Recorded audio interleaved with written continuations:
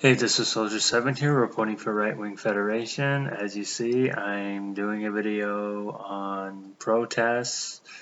Granted, I didn't know if I was ever going to do a video like this, but I'm going to.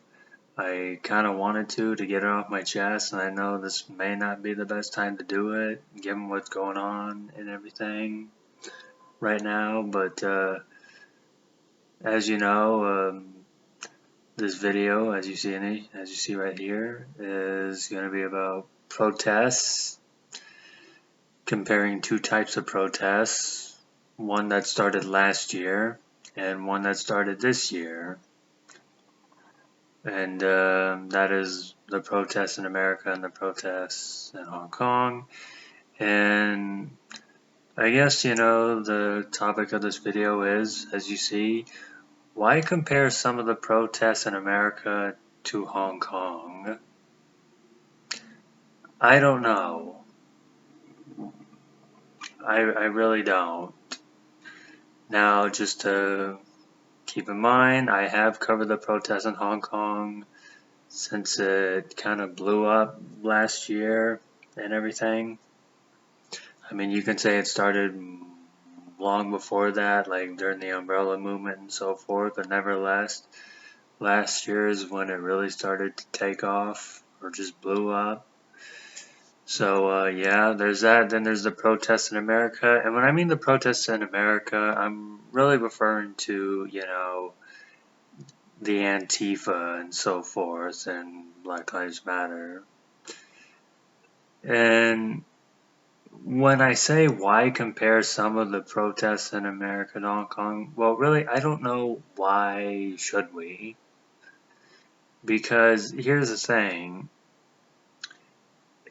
At the same time, it doesn't really make a whole lot of sense, And I know I'm probably may catch some flack for this, for saying why not to compare the two, or just asking why compare the two. But here's the thing. I mean, when you think about it, I mean, when you compare the protests in America, and mainly I'm referring to Antifa and Black Lives Matter and so forth, and comparing those to the protests in Hong Kong, it's kind of like, why compare? Because it's pretty clear, Antifa and Black Lives Matter, their protests have been much more violent than the ones in Hong Kong. Now, don't get me wrong. Is that to say that some of the protests in Hong Kong have always been peaceful? Absolutely not. I'm not saying that there isn't any truth to that. It is true, some of the protests in Hong Kong have gotten violent. Some of the protesters over there have been violent. I think I might have said that in one of the videos I did about Hong Kong last year. So yeah, in no way am I endorsing the violence in general, but it's kind of like a little ridiculous when you're comparing the two, because, I mean,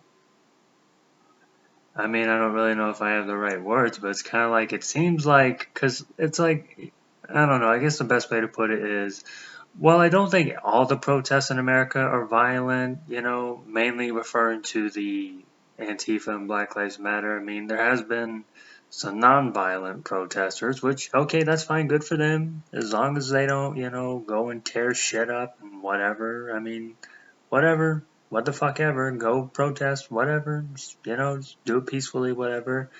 But it seems like the violent protesters have kind of taken over that. Whereas in Hong Kong, well, yeah, there are still some violent protesters, I'm not denying that, but it seems like the non-violent protesters mainly hold control of the movement, against the communists in Beijing. And, I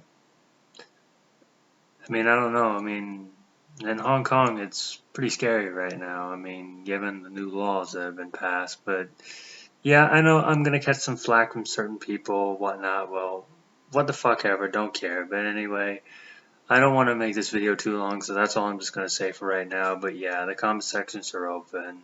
That's all. This is Soldier 7. Thanks for listening.